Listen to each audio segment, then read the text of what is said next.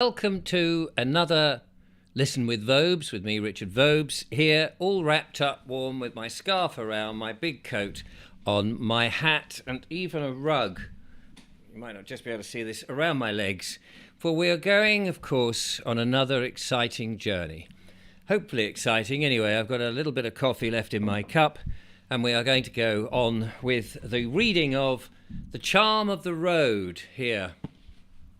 Charm of the Road by James John Hissey. And we only got through halfway through the last chapter, which I forget is chapter 4, I believe, and we only got halfway through that. So we will continue on with that journey, and thank you very much if you are watching us live, and if not, then if you're watching the catch-up, then that's just as well, just nice too, as well.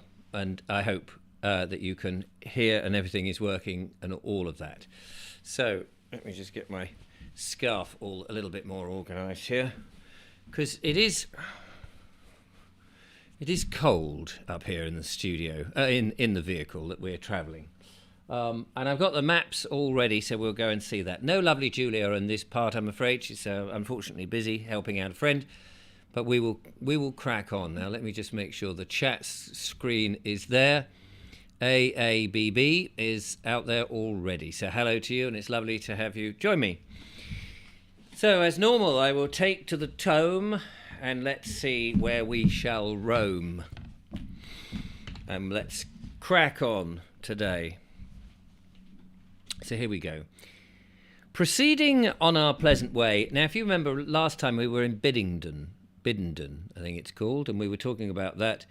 And we went round the church and all of that, which was fortuitous because Julia and I had actually been to Biddington. So as we move along, probably go to parts that I'm not familiar with at all, so that'll be interesting.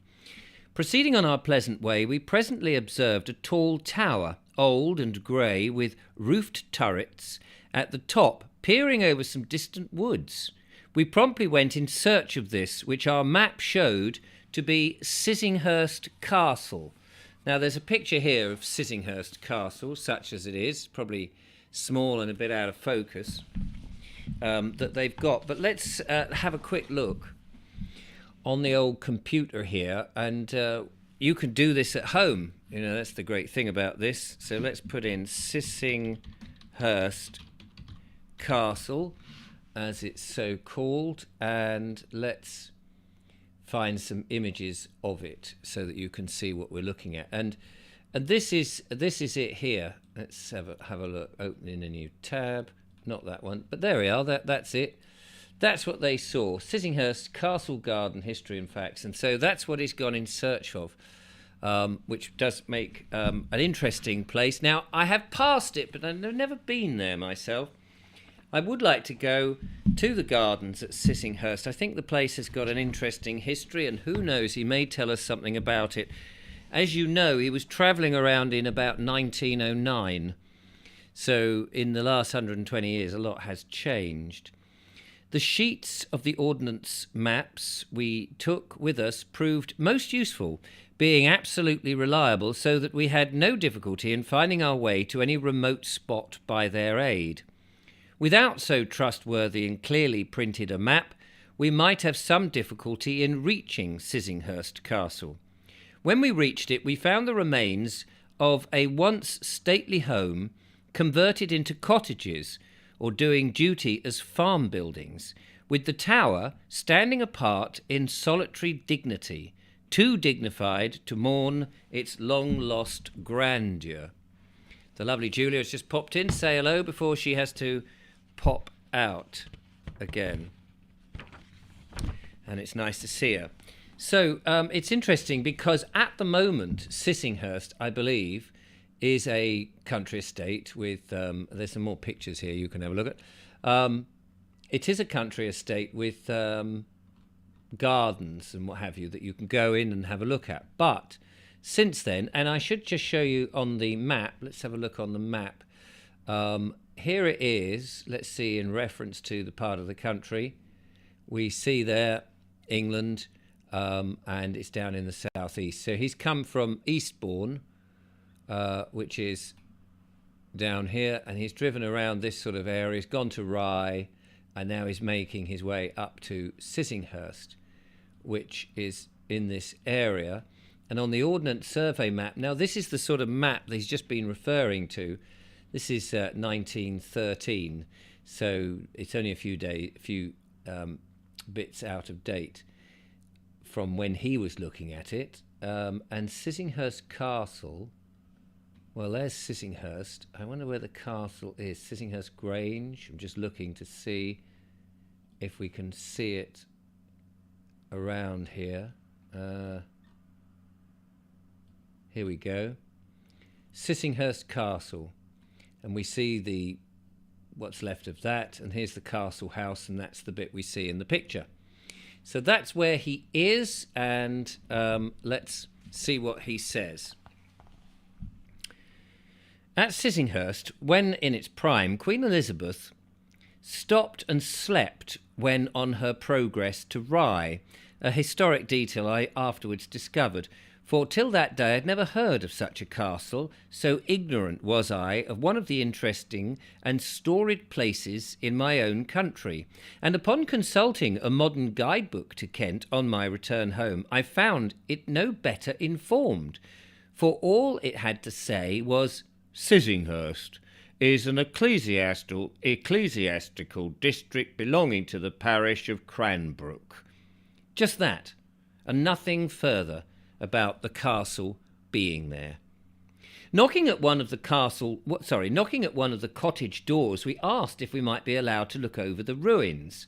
A pleasant-faced and soft-spoken woman opened the door and responded, "I've got the key to the tower. I'll show you over if you like. You can see the rest for yourself, but we keep the tower locked." So she procured the key, and we placed ourselves under her guidance. The tower we found inhabited and bare. It contained a circular staircase giving access to a large cobwebby apartment on each story. One apartment, we were told, was formerly a guard room, and off this was a windowless prison secured by a stout oak door. But there was nothing of architectural interest in any of them. On reaching the top, from the flat roof between two roofed turrets, we were rewarded with our climb by an extensive and varied view over a rolling and far-stretching woodland country. There, up aloft, our guide began to relate for our benefit, and with much gusto, a ghastly story of its builder and former owner, Sir John Baker, who lived in the reign of Henry VIII, Queen Mary, and Queen Elizabeth. "Bloody Baker, he was called," she said, "and a regular villain he were too, a papist, who persecuted the poor Protestants and robbed and murdered travellers besides. I've been reading all about him in a book called The History of the Bloody Baker. If you're going by Cranbrook, you may buy the book in the town. It's very interesting, and there be a lock-up in the church where the villain used to enter the unfortunate Protestants before they were burnt at the stake." I don't know what he means by burnt at the stake. Hello to Jane. Very nice to see you. It's called Bloody Baker's Prison. He made it hot for the Protestants, but I expect it would be hot enough for himself now, and it would serve him right. And the old woman became quite excited about his misdeeds, or supposed misdeeds. "Did you see that?" she exclaimed, suddenly pointing to an outbuilding below the wide arched doorway. "According to history I've been reading, a poor woman, finding the door of it open, sought shelter there one evening. Then, at midnight, hearing footsteps approaching, she hid herself in a cupboard that was in the corner of the place. Presently, she saw Bloody Baker and his man come up with a lighted candle, and she watched them go up some steps to the loft above. Presently, she saw the man come down, carrying a dead body, which they took outside and buried, after which they both returned, and the man went up the steps again and returned with another dead body. Now, it happened as the man was bringing the body down, the hand caught in the bolsters, and the woman actually saw Bloody Baker chop it off with his sword. The book says as how Baker and his man used to waylay, murder and rob travellers, and that is how he made his fortune. In the morning, the woman was terrified though she was, picked up the hand which had a ring on it, and so it came to the relatives of the dead lady who was missing among, and her mother too. Sorry, could you read that again? I didn't hear what you said. Oh, I'm so sorry. Blame it on the internet. In the morning, the woman, terrified though she was, picked up the hand which had a ring upon it, and so it came to the relatives of the dead lady, who was missing amongst a host of other wealthy folk, and the villainy of Baker was exposed. Of all the sounds like the story of a penny dreadful, but our guide related this story to us, and so I have faithfully repeated it, only somewhat condensed. Well, that's very interesting. I wonder if there is online. Let's just have a look, just for the fun of it. What did she say? The history of Bloody Baker and Sissinghurst. Let's just put that into our search engine just to see if the history of Bloody Baker and Sissinghurst, and see what comes up. John Baker, prosecutor nickname Bloody Baker. Here we go, 1558. Let's open that in a different thingy. Here he is. This is Sir John Baker. There he is. And according to Wikipedia, which obviously is accurate in every possible way, John Baker, an English politician, served as Chancellor of the Exchequer. It says here, Baker was the grandson of Thomas and Bennett Baker, the son of Richard, blah, blah, blah. Personal life, death. He died in London less than a month after the death of Queen Mary, according to notes of Sir John Baker at Sissinghurst. It doesn't say anything about his mysterious... Well, that's Wikipedia for you. Let's come out of that. The legend of John Baker.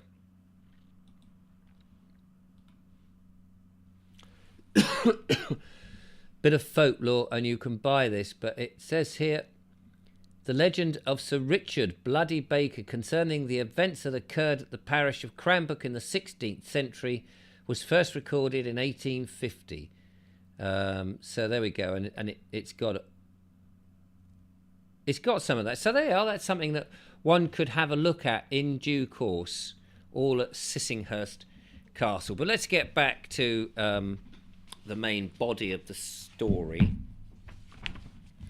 and see where we go. Anyway, after that, he's repeated that, and that's what we've seen. Then we consulted our map as to the road Cranbrook, and we noticed Baker's Cross marked upon it at the point where 4 roads meet just before the town. That's where the villain were thrown from his horse and killed, exclaimed the woman. I read that in the book. A wonderful book, truly. Unfortunately, we were unable to purchase a copy of it in Cranbrook. They were all sold out at the time of our coming, but more were on order. I wonder who the author was. On my return home, I looked up the history of this Sir John Baker. Wait a minute. It said Richard Baker here, didn't it? It said Sir Richard Bloody Baker in this one. On this bit here, on their preview, except the cookies. I don't want the cookies, thanks very much. This is a preview. The Legend of Bloody Baker, folklore. 8 pages. I wonder if that's the book that she mentioned that she was reading. But anyway, there we are. A lot of interesting stuff. People can work it out for themselves, can't they? Anyway, so let's carry on.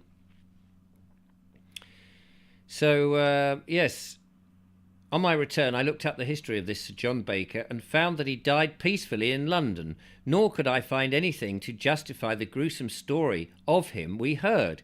He appears to have been a staunch Roman Catholic, a great persecutor of the Protestants, a favourite at the court of Queen Mary, but hated in the country where he lived, so that possible evil story of him was good enough to be believed.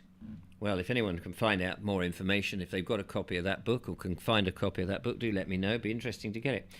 We soon reached Cranbrook, an old-fashioned town of narrow, crooked streets, with a tall windmill towering above its ancient houses and even dwarfing its stately church. Let's have a look. I know I'm stopping a lot on this, but I'm fascinated to see. So let's have a look. Here we are in Sissinghurst. Sorry, I need to show you this, don't I? So here we are in Sissinghurst. The castle is up here, and Cranbrook Common, where is it? Cranbrook is down here. Here it is. Let's have a look on the... Oh, blimey, it's very busy there. And there's the windmill, Cranbrook Union Windmill. Let's see if we can have a look at that first of all. Oh, you can't see it, which is a shame, on the street view. Sometimes these street views are just not very helpful, but it does look very nice. Look, Windmill Tees. So where is it? Can we see the windmill from here?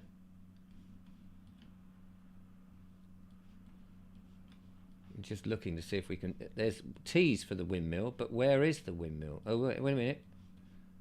Is it up here? There it is. There we go. Look, we can just about see it. And what a grand windmill that is. It looks like a... not a post mill, not a tower mill, but the other one. And the term is missing from my brain. But there we are. Look at that. Up that lane. Big old mill, isn't it? Big old mill. Lovely. Gotta love a windmill, haven't you? No cars. Public. But Cranbrook is very nice. It must go there, actually, and have a look round. Look at all these lovely old houses. We'll come back to it in a moment. Let's find out more about the windmill or the town. And the old church. Oh, we mentioned the church. Let's just quickly have a look at the church so we get in some idea of where we're going to find the church now. There's the windmill. And I'm just looking to see.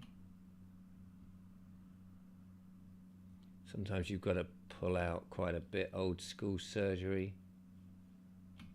The windmill could be well out of the... I think he said it was near the church, didn't he? But I can't see it. And this is where the old maps are probably better.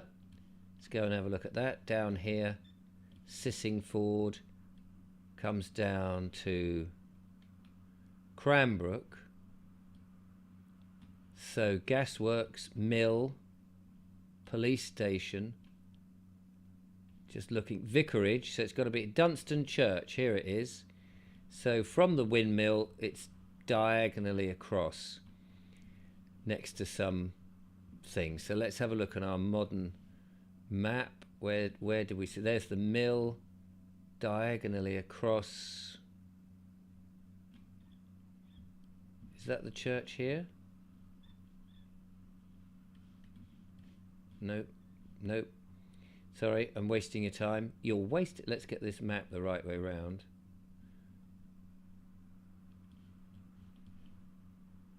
There it is. There we are. Here we go. And let's put our chappie in down here. And blow me, there's a bloody great hedge. So we can't see. Can we see it from here?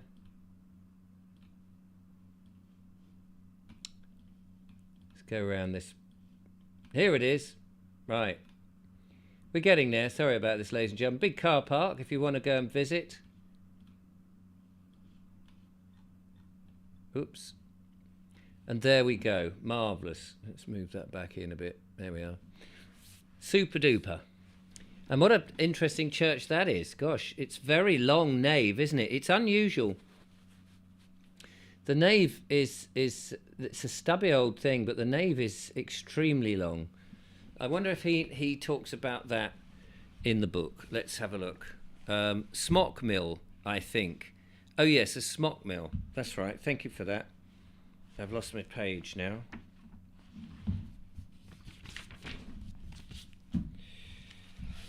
So, yes, the stately church. Fortunately, we discovered the church door open and an old woman inside busily dusting the pews. We asked her if she could point out Bloody Baker's prison. There it be, she replied. Up them steps and through that door. I've got the key of it. Then she fumbled in her pocket and presently presented us with a big key. The steps up the side, what looked like a tall projecting... The steps led up the side of what looked like a tall projecting stone pulpit. This, the woman explained, was the old dipping place. You go up the stairs and down some others into a deep bath, which people used to be baptised. So we went up the steps and we discovered other steps at the top, leading down to a sort of well, where people were formerly baptised by immersion. The well, or bath, is dry now, but we were informed in the old times it was kept full of water. I've never seen anything like it before in a church. It certainly is a strange structure, and I should imagine a unique one. We understood that it was erected early in the 18th century. Well, let's have a look at the bath, and then we'll see if we can find Baker's prison. That's really interesting, isn't it? So let's come out of here. What was the church called? Wrong, I've lost it now. That's Sissinghurst. Hang on a minute. What's happened to the church? Where did it go? Here it is. It's called, I forget what it was called, St. Dunstan's, that's right. So let's get out of this, put into here St. Dunstan Church, Cranbrook. Is it Cranbrook? Cranbrook, I think she said. Cranbrook, there we go. St. Dunstan's Church, Cranbrook. And what we really want is the well. Is it called a well? And let's just see if we can find a picture of it.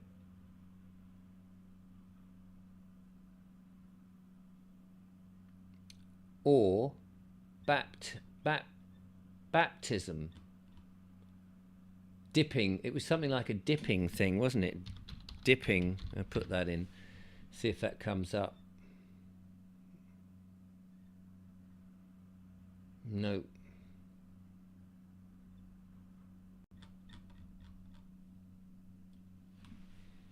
Let's try baptism well.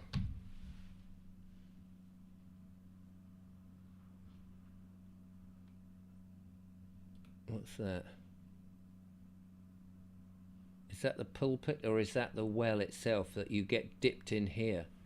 That might be it, because that, as he said, it looks like a pulpit. That doesn't actually look like a pulpit. Baptism chamber, here we go. That's what it says here, a baptism chamber. Let's just move that down so you can see it a bit better. St. Dunstan's Church, Cranbrook, full immersion baptism chamber. Fascinating.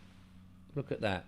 And whilst we're here, whilst we're looking at that, Cranbrook, let's look at Baker's prison and see if there's a picture of that. And there doesn't seem to be. You can see the windmill there, look. Baker's prison. Right, okay. All right, can't find that, but never mind. Let's see what goes on in the story. Do let me know if these are irritating diversions for you. But it is interesting, isn't it? It adds a sort of bit of fun to it. Anyway, so we went up the steps and we saw that. Imagine it's a unique one. Next, with some trouble, we opened a heavy oak door that gave access to Bloody Baker's prison and found ourselves in a confined dismal chamber, dimly lighted by a deep recessed small window with stout iron bars across it. The place is now a lumber store. It was doubtless in ancient days a lock-up that existed in any parish church, though to modern ideas it seems a strange place for a prison. As the Cranbrook people were almost famous for their strong dissenting opinions, very probably a number of them were placed in Baker's bloody prison during the Marian persecutions of the Protestants previous to being tried for heresy, and possibly by Sir John Baker's orders. Besides the curious baptistry, we found much else of interest in the old fine church. On the chancel wall are hung 3 ancient helmets, 2 of which still retain their crests, and beside them are suspended some ancient gauntlets, faded banners, and a rusty sword, all of which recall the brave days of old.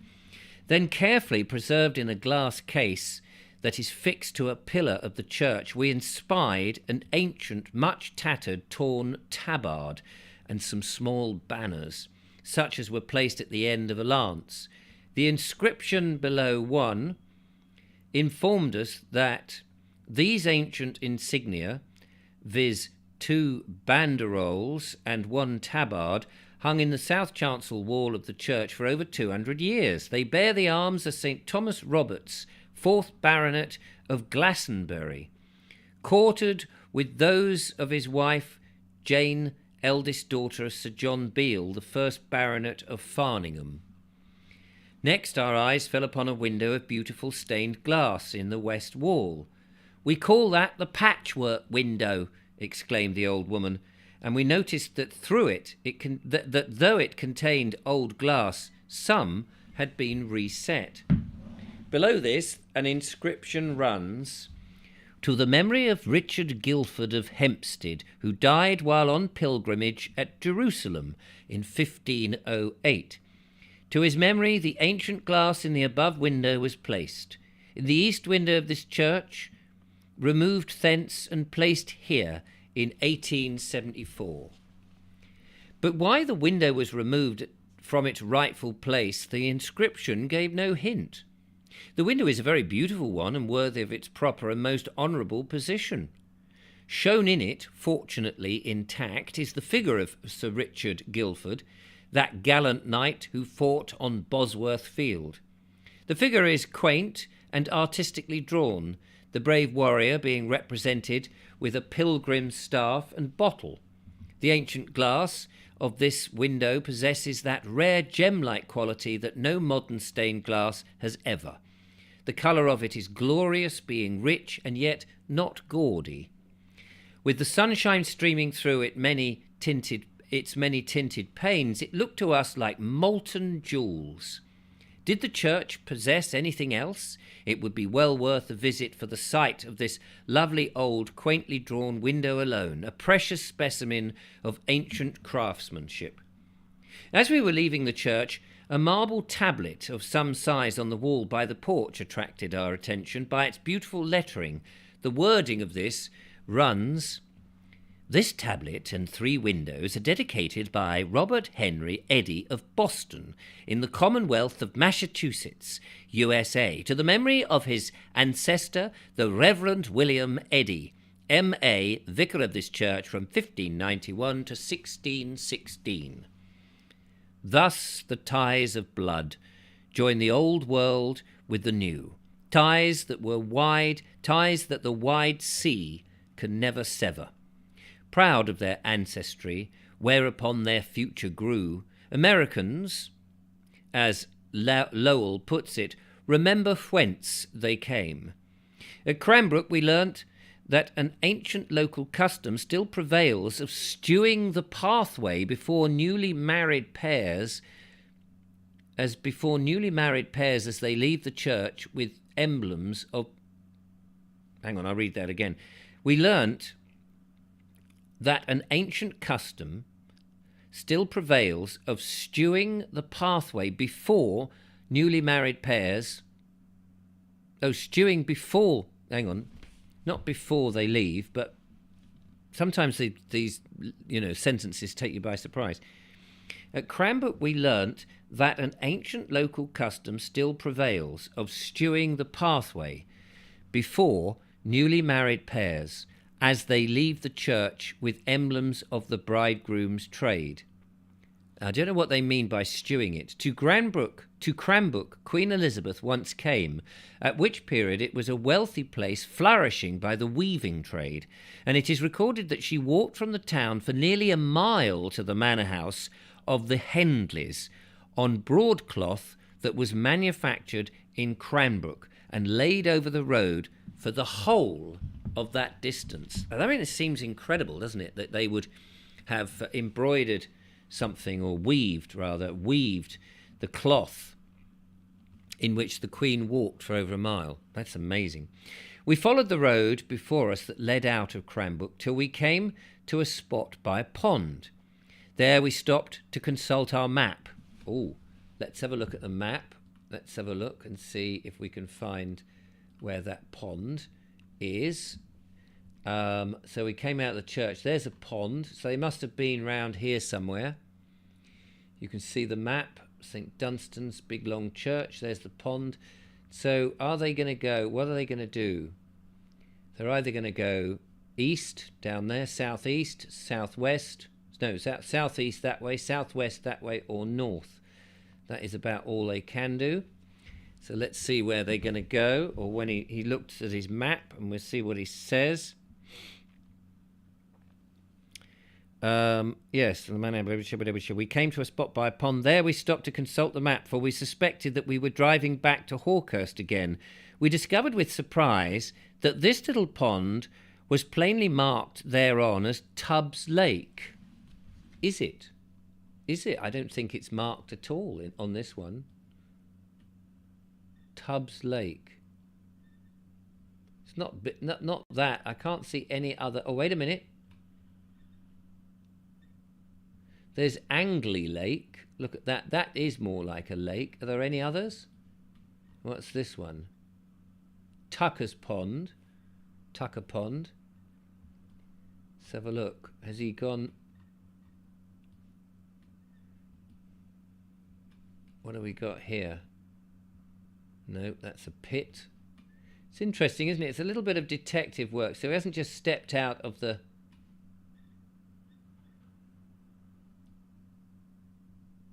Oh, Glastonbury House, Gilwood.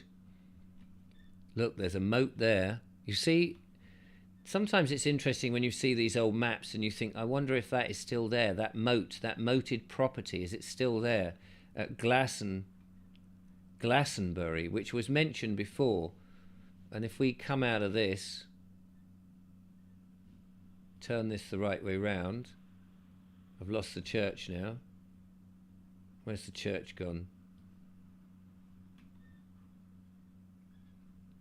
Church has got to be somewhere there. Glastonbury. And just as a matter of interest, oh, there's the house and there's the moat. Look. But the moat has dried up. Lovely big old house. I bet we can't get in there, can we? No, can't even get anywhere near it. Never mind. Never mind. Nice big private property for somebody. If it's yours, do let me know. Anyway, let's go back with the story. Stewing the path, says the lovely Julia, is as into stew or scatter. Sorry, I am catching up while waiting for a friend. And James, Sean James Cameron says, hello from the Welsh Valleys, Boyo. Hello to you. Very nice to have you with us. So, so 100 years ago that moat was open. But anyway, that's somewhere different. Where the hell did we get up to? We can't find the pond, Tubbs Lake. Now, when the map gives you an insignificant thing as a tiny wayside pond and a name, it suggests a cause for so honouring it. Could there be a story connected with the spot, we wondered? Just then the parson chanced to be walking by, and we ventured to question him on the matter. That pond, said he, got its name rather curiously. Doubtless you've heard of the Moonrakers. We certainly had heard of the Wiltshire Moonrakers at an indefinite spot. up north of Devizes, but never of the Kentish moonrakers. You may know that there was a lot of smuggling done here about in the old days. He did speak rather strangely, this character. The Yorkhurst gang, as they were called, they were a famous band of smugglers. Now, one night, a party of them were carrying some kegs along here, when there was a cry of, "Exercise, men!" So they hastily rolled out their kegs into the pond, out of sight. The next night, so the story goes, the party came back with rakes to rake the kegs out, when again there was a cry of, "Exercise, men! Mr. Grimsdale, the exercise men are coming!" Norman Wisdom was clearly one of them. The exercise men, coming up, asked the yokels, as they considered them, what in the world they were doing. The moon happened to be reflected in the water at the time, and the innocent-looking yokels replied, "We be trying to rake the moon out of the water." Whereupon the exercise men laughed loudly at their simplicity and went their way. So when the incident came to be known, the pond was christened Tubbs Lake and has retained that name to this day. Now, as I before mentioned, I've heard a precisely similar story of the Wiltshire folk, and well-known story it is, though Wiltshire is an inland county. After hearing the parson's relation, it appeared to me quite probable that the original moonrakers were Kentish men, after all. The very name of Tubbs Lake is suggestive of it being the site of that episode. So it might have been that original lake that we saw right at the beginning. We turned, because it might have just been on a little sign, not necessarily actually on the Ordnance Survey map. We turned up another road to avoid Hawkhurst, and we soon came to Goudhurst, a lonely village set on a windy height. Our map made this spot to be 419 feet above sea level. Cobbett describes Goudhurst as standing up on the very summit of the steepest and highest hill in the country. Goudhurst has an isolated look, thus lifted up in the world as though it had no part in it. There we felt an inward meaning of the word remoteness. Excepting for its ancient and hoary church of good proportions, Goudhurst has little of interest for a sentimental traveller. From its elevated churchyard we enjoyed a glorious view over the green wilderness of the woods that clothed the hills to the skyline, and we enjoyed besides the bracing breeze that greeted us there, laden with the scent of the forest trees. We were not left to enjoy the view long enough, for a boy found us out and civilly asked if we wanted to see the church. If so, he knew where they kept the key. "Excuse me, do you want to see the church? I know where they keep the key, and for 5 shillings I'll be more than happy to take you round and make up some cobblers about it." He may or may not have said that. And he would run and fetch it, doubtless hoping to earn an honest penny. "No, 5 shillings? Not an honest penny. Well, yeah, I can't. There's not that many idiots who come up to Goudhurst and have a look round here. 5 shillings is what I want." An honest penny. Oh, very well. When pennies are hard to earn. So we let him go, and away he went, and he brought back with him not only the key, but the clerk with it, who also probably deemed an opportunity to earn an honest 6pence. "Yes, here, I wanted 5 shillings myself." "Well, look, there's a penny for him and there's 6pence for you. For goodness sake, we were only enjoying the view." "It's a windy place," exclaimed the clerk by way of introduction, as his cap flew off. My cap flew off. "But bless you, it's nothing to do. Whatever. Pardon? Sorry. But bless you, it's nothing to what it is in winter time. It be enough to freeze the very marrow in your bones then. All the folk here be strong and hearty. The winters kill all the delicate children, so only the strong ones grow up, and that's how a hardy race is bred. I've read my, Darwin, the thing of the survival of the fittest. We line the poor ill children up against the wall and let the wind breeze against them, and there they perish. Perish, I tell you, in the cold, standing butt naked in the cold with the wind whisking round them. And we hold back their mothers and fathers so they cannot feed them or look after them or clothe them or keep them warm, and so they don't feel the heat from the brazier and then they die and we push them into... Anyway, he seems a very nice and jolly chap, doesn't he? All the folk around here be strong and healthy.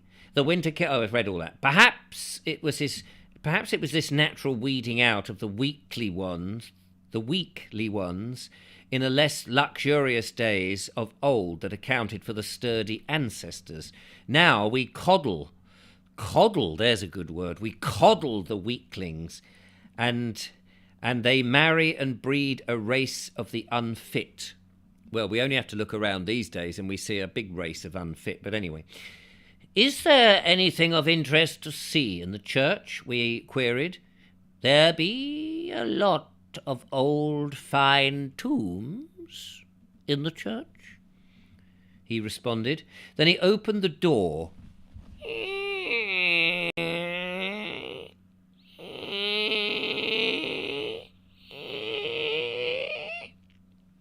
Come, step inside. Well, I suppose we ought. Then he opened the door and we entered in a somewhat cheerless interior, for there was no stained glass in the windows to shed a glow of colour upon the grey, bare walls. The clerk was right.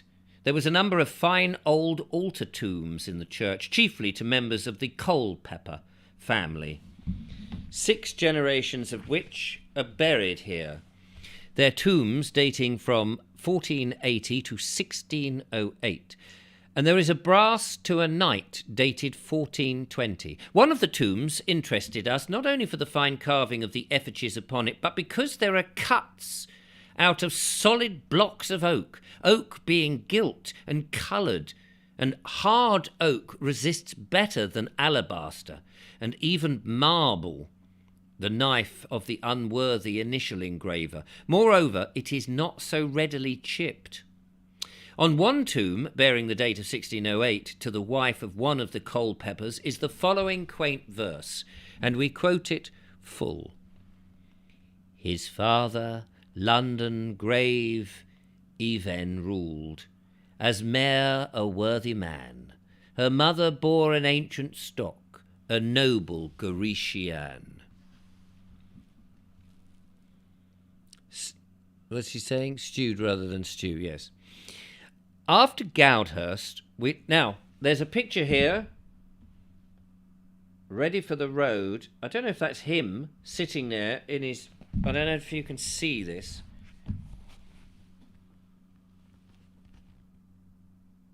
A bit out of focus if I bring it forward. Unfortunately, this camera is on a set focus, so I can't show you in great detail by zooming in.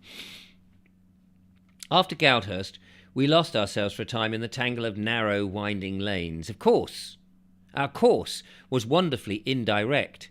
I verily believe we managed to box the compass more than once, but we vastly enjoyed our devious wanderings, for we found ourselves in a lonely and very lonely country, a country I fancy few travellers explore, for the signposts there are scarce, the lanes are rough, and only lead to lone farmsteads and forgotten hamlets. For miles we met nothing but a farmer's cart, and that had to drive right into a hedgerow to give room for us to pass. Ray, you buggers, in your blimmin' motorised petrol-propelled vehicles, you get off my land, you beggars. Why, I've had to drive into a hedgerow and everything. Why, we don't have these motor car vehicle contraptions in there. What a waste of time. You stick to the main roads and keep away from us country folk, I imagine is what went through his head. But anyway, there you are. Anyway, so for miles we met nothing but a farmer's cart. You get away from here. And we had to drive right through the hedgerow to give room for us to pass. So narrow was our way, you beggars. But In reverse ratio into the badness of the lanes was the beauty of the land, a land that won our hearts from the friendly look of it. Thither I hope to return another day, and more leisurely explore some of its quiet corners and quaint old homes that have never been touched by the hand of the modern builder. Let's hope they're still there and not fallen down. Then we got on to better roads, and in a country of hop gardens. These are gardens that go boing, over here mate, boing, over here look, boing. No, not those kind of hop gardens. Gardens that grow hops. A country dotted with rambling old farmsteads, and many of which possessed one or more of those curious oast houses, wherein the hops are dried, outbuildings that form such a pleasing and picturesque feature in certain portions of Kent and Sussex. History has it that a certain Frenchman, whilst travelling through Kent, mistook the curious conical roofs of these oast houses for church steeples, and that he wrote home, "The English are a most religious people. Even many of their farmhouses are provided with chapels. I wish I could have gone into some of them chapels and seen the altar and all the tomb effigies myself. But of course I was so busy eating my French frog legs, and so I had no time with them English peasants." After the tortuous and rutty lanes, we enjoyed, by way of a change, our smooth, unimpeded run on the open road. So we sped merrily along, rejoicing it in an inspiriting turn of speed. Hold on to your hats. I wonder what speed they went. Eventually we found ourselves in Footscray, one of the 4 Cray villages that have grown on the banks of the river of that name and are known collectively as the Crays. And it's interesting because the Cray twins came from there. No, they didn't actually. The Cray twins. It was the Cray quadruplets. The 4 Crays. Footscray. They went, Footscray, my lord. Let's see if we can find Footscray on the map. This is going to be very interesting. Let's have a look. Come out of where we were. I've absolutely no idea where the Crays are and which way he's going. He doesn't give us many hints. So if you see it, scream out. Footscray. Is it over at... No, it's not down there. Is it down here? He is weaving around, but... Let us do a search. Footscray.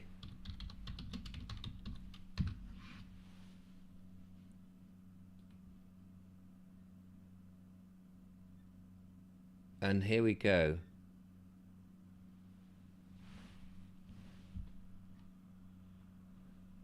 Footscray Meadow is near Sidcup.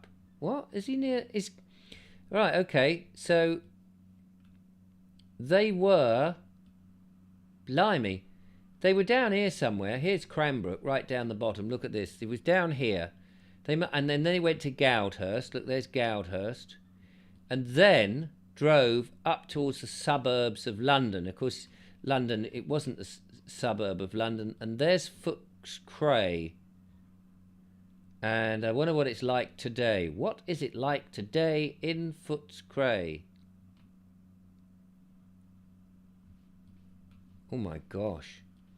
Some Victoriana there. Oh blimey, look at all this. 1970s looking industrial estate. Parade of Victorian shops.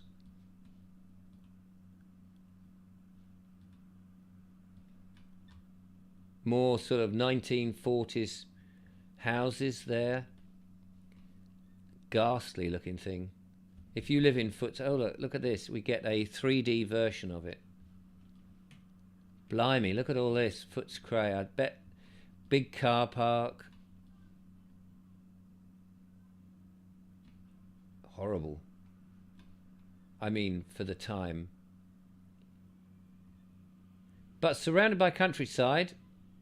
So let's see what he says about it. And that's a golf course down there. I nearly said a... So very close to Sidcup. Anyway, so let's see where he goes. Crayfish, says Michael White. Hello to Michael White.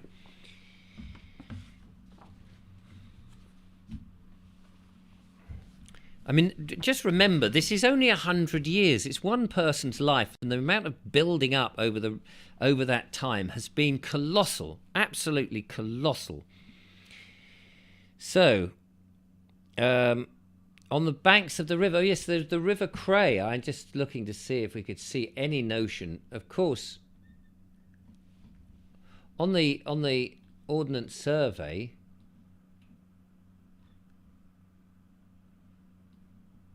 I have no idea where.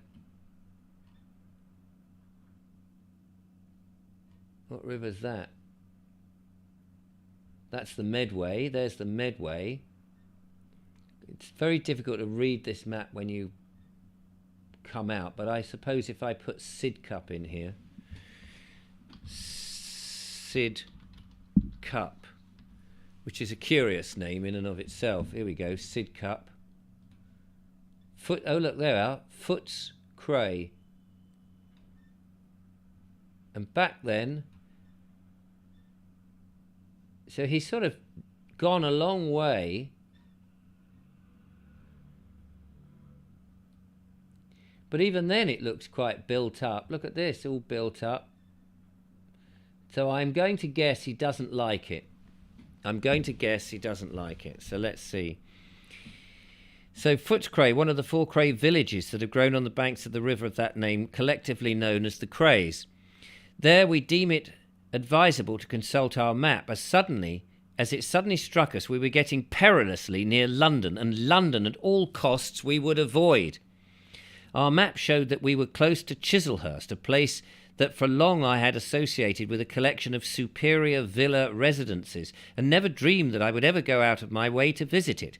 But a friend some time ago told me that there were some wonderful artificial caves there of an unknown origin or purpose, and that they had been explored over for 4 miles without coming to the end of them, an underground maze of galleries and curious chambers, so that now, by chance, we were close to Chislehurst, and to Chislehurst we ought to go to inspect them. Michael White says, "Hi Richard, lovely to hear you're doing the readings again." Thank you very much, Michael. After hearing about these caves, in their way quite as strange as wonderful as Stonehenge, I consulted several modern guidebooks to Kent, but not one of a number even mentioned them, though they informed me that the ex-Emperor Napoleon III resided for a time at Camden Place there, and that on Chislehurst Common there is a handsome cross erected in the memory of Prince Imperial. A strange oblivion of perhaps one of the most interesting things in England. An observant traveller soon discovers how little guidebook compilers know of their own land. Reaching Chislehurst, we had no difficulty in finding the caves and procuring a guide in the shape of an intelligent youth to conduct us over them. We entered the caves by a hole at the foot of the wooden hill, each of us being provided with a lighted lamp. Then, for our benefit, our guide began to relate its history. "How do you come to know so much about them?" we queried. "Well, you see, sir, it's like this," he replied. "I takes a number of parties over the place, and some of them are very learned and seem to know all about it. So I listens to them, as they say, and gains me knowledge." And provided the parties be learned, it appeared to us a fairly satisfactory way of gathering information. "I've been shown a lot of antiquities over it," he continued. We presumed he meant antiquarians. "Once we trained a dog to act as our guide, and he would take the visitors round the parts we shows. I've never been able to get to the end of the caves myself, but the dog is dead now, and he's a clever dog." Well, we agreed. This is not, however, the first time I've heard of a dog doing duty as a guide. There used to be a fine collie belonging to the landlord of a hotel in Festiniog in the Valley of Wales, which was taught to conduct visitors to some famous falls half a mile away. You only had to mention the name of the falls when off the dog would go with them with a wag of his tail, and he needed no tip. Maybe Sean James Cameron, who's now moved to Wales, can go to Festiniog, however you pronounce that, and show us how that dog did its job. Anyway, entering the caves, we came first to a large chamber. From this we proceeded to a narrow passage into the wilderness of galleries beyond. In its present state, this first passage affords only room for one person to pass along at a time. It used to be narrower before we enlarged it for the convenience of visitors, exclaimed our guide, and then you had to creep through on all fours. They say as how the caves were originally an underground town where the natives used to live with their cattle so as to be safe from invaders.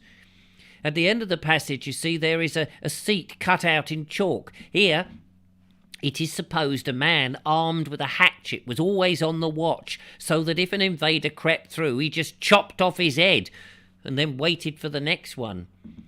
So it would appear that one or two determined men placed there could hold the entrance against a host. Then we were led through an apparently endless labyrinth of passages, some having curious rounded chambers opening out of them. The passages, cool, this chapter goes on for a bit. The passages being perhaps 10 feet, wide enough for 2 or 3 people to walk along comfortably side by side. The passages opening out to another were so many that we were quite bewildered, as you can imagine. At one spot we noticed a massive thigh bone of some huge prehistoric monster slightly protruding from the chalk. If the rest of this skeleton be there, as I imagine it is, it seemed a pity that it is not carefully unearthed and set up in the Natural History Museum. Of course, it was impossible to correctly judge its size as a whole, the kind of monster that it must have belonged to, but from the huge bone we saw, I would surmise the complete skeleton is larger than any kind I have ever seen exhibited. Its position deep down in the chalk shows how great its age must be. Again, I repeat, it seems a pity that it should remain buried out of sight. The origin of the purpose of these wonderful caves is a great mystery to me, as the mystery of Stonehenge. Another puzzle is what became of the enormous quantity of chalk that must have been removed in the making of them, of which there is now at least no sign round about. Perhaps the most probable solution of the mystery of the caves is that they were constructed by the ancient Britons in case of in need of a retreat. They may have been kept provisions so that on the appearance of an overpowering foe, the whole tribe and their families and cattle could retire underground out of sight, for the vast caves doubtless afforded room for all. In favour of this solution, we noticed that what we presumed to be a well hole in the floor of one of the chambers, now partially filled by the debris that had fallen into it from the crumbling sides. With a water supply and a stock of provisions at hand, a small host of primitive Britons might have inhabited the caves for a lengthy period in security and out of sight of any foe. Doubtless the rude natives would have kept a lookout for the approach of any raiding party, and if they did not venture to give combat, they could, in ample mind, disappear into their extensive caves. And if they did not venture to give combat, could, in ample time, disappear into their extensive caves and to safety, so that with their cattle below, they could bide there for days or weeks if need be, and the enemy would not be able to even obtain a sight of them. Presumably the entrance or entrances to the caves could be concealed in woods carefully, and even if the enemy discovered them, how could they force an entry? A raiding party needs food, and for want of it, unless there were cattle to be captured, they must soon depart. Let us briefly see. I don't know how many more pages in this. We're coming to the end. Let's just quickly see if we can find those. Chislehurst, he said, didn't he? Chislehurst. Let's see, Chislehurst. Where is that? I'm looking at the map here.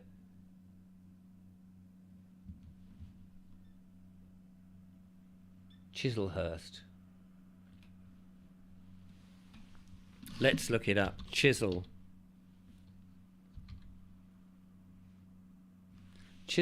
Caves. Here we go. So Chislehurst Caves. I think Sidcup was somewhere up here, wasn't it? So these are the Chislehurst Caves. Let's have a look. There's the car park. Can you get in there? No. And the caves are under here.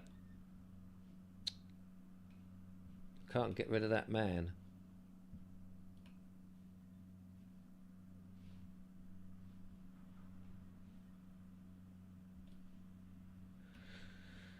Okay. Chislehurst, let's come on this one and see what it says on this map here. We'll put in Chislehurst, Chislehurst, London. There it is. Now, the caves, I think, must be somewhere here, partly stone. Let's get rid of that. Chislehurst. There's a lot of woodland here. Sandbury Park Lodge. It's got to be around there somewhere, isn't it? Chislehurst. So we've got Chislehurst Common, and then we've got something, what's that called? Scadbury Park. Let's just go back here. Oh, Chislehurst Cave. So Chislehurst is there. So all of that is... Oh, okay. So it's to the east. Right. So it must be over here somewhere.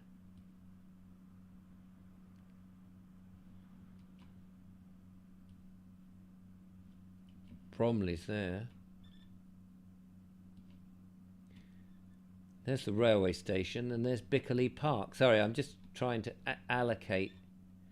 So there's the railway. Right, that's the railway. It's just to the east of the railway. Chislehurst. Difficult to work out on these modern maps. So we've got across there's Chislehurst Station. So it's just up from Chislehurst Station. So we should... There's Chislehurst Station.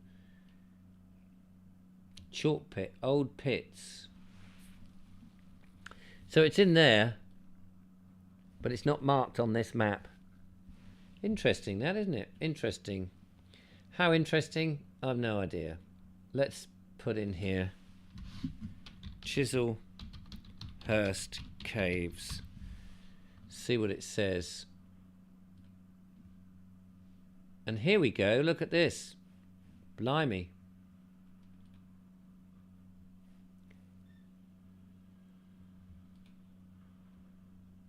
Chislehurst Nature Reserve, Woodland Visit. Of course, now people are charging you to go in there.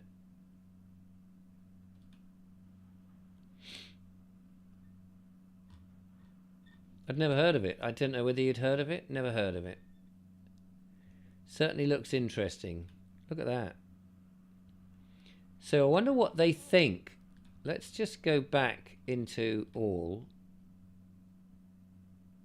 Are a labyrinth of man-made tunnels over hundreds of years. Okay, what do they say?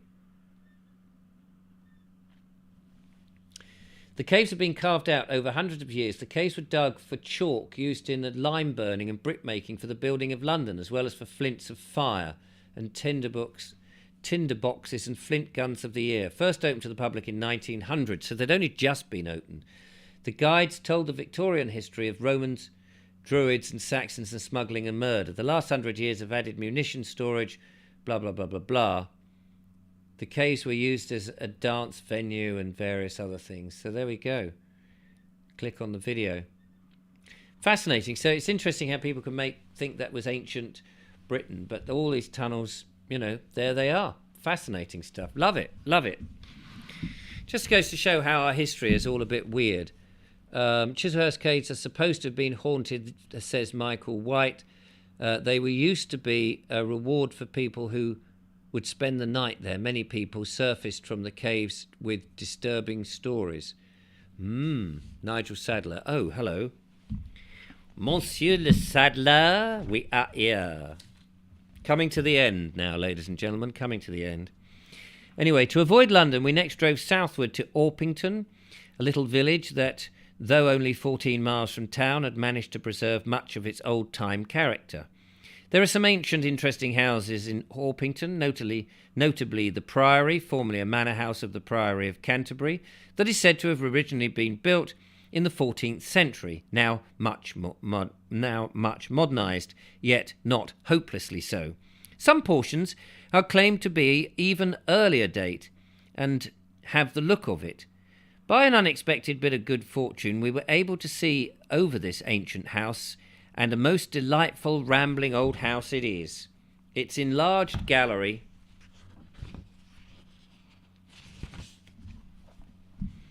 hall, hung around with trophies from the chase, forms a charming entry, and in the winter days, when the wood logs are blazing on its wide open hearth, it must speak of a welcome. Amongst other things, we were shown a curious underground chamber with a stone-groined roof, said of old to be a chapel, but supposed by some to be the beginning of a secret passage to the church. How familiar I am with that secret passage story. Personally, I'm inclined to think that it was the prior's cellar. The only doubt about that occurs to me is whether it would be big enough for a lordly prior and the festive company it may be presumed that he entertained. And so we come to the end of that fascinating episode, and thus the end of chapter 4. And we will head off from Orpington somewhere else in chapter 5. So do apologise for coming to the end for Nigel, who's only just joined us on the live, but never mind. Anyway, there we go. Thank you very much for joining me. Another one done. Another interesting, lots of different stories in there and places to go, from Sissinghurst to Orpington via Sidcup, which is a little strange. But that's it. Thank you very much for watching. I hope you've enjoyed every last morsel of it. And until next time, take care, look after yourselves, wrap up warm, for it is cold out there. And I will see you in the future. Just trying to work out how to switch this off. There we go. I will see you in the future. Until then, toodle pip and goodbye.